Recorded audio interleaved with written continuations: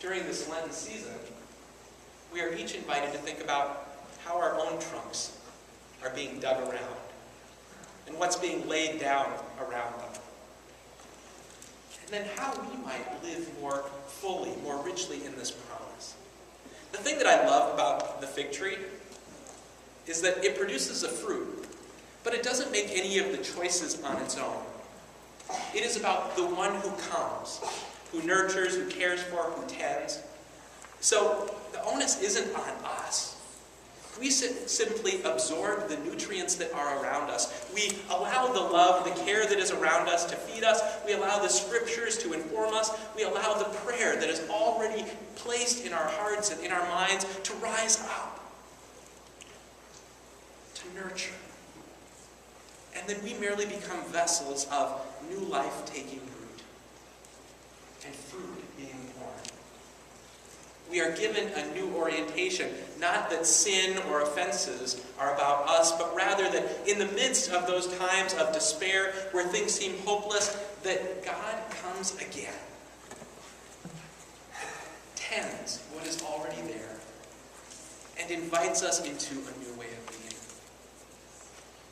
This becomes the reorienting, the new orientation. That from the challenging, the hard, the difficult, the tough questions of faith and life, God breaks in and says, here I am to tend you, to hold you fast. Will you merely be a vessel of new life? As we journey through Lent and this understanding that spring is soon to be around us and within us, are we willing to let go of some of those things that are about the disorientation and allow God to reorient us in ways that are going to be remarkable and transformative, that are going to bear new fruit? The other thing that I do want to make clear about this, and I think oftentimes we miss out on this in reading it in standard English, is that this text about what is happening in Jerusalem and what is happening with the fig tree are not about a singular person. Every time it talks about repenting, or Jesus calls out you, it is a plural.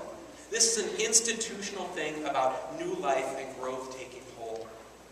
So while we like to think about Jesus and me, and how he's coming and just tending my personal roots and making me a better person, and now I'll just let the fruit grow, the reality is what Jesus is doing is saying this is about all of us. Every single person. If we were in the South, some of you can help me out here being from Texas or other places, this is an all y'all situation. That it's not just about you or y'all. This is all y'all. And Jesus saying, I have come, calling you all y'all, into a new way of being. And also challenging you to live more fully in this new orientation. So let us live in that promise, in that hope. In the midst of all that is that causes us to question. To be planted more fully and more deeply in this one who will shepherd us, who will lay down the crap at our feet and say, I am here to nurture and support.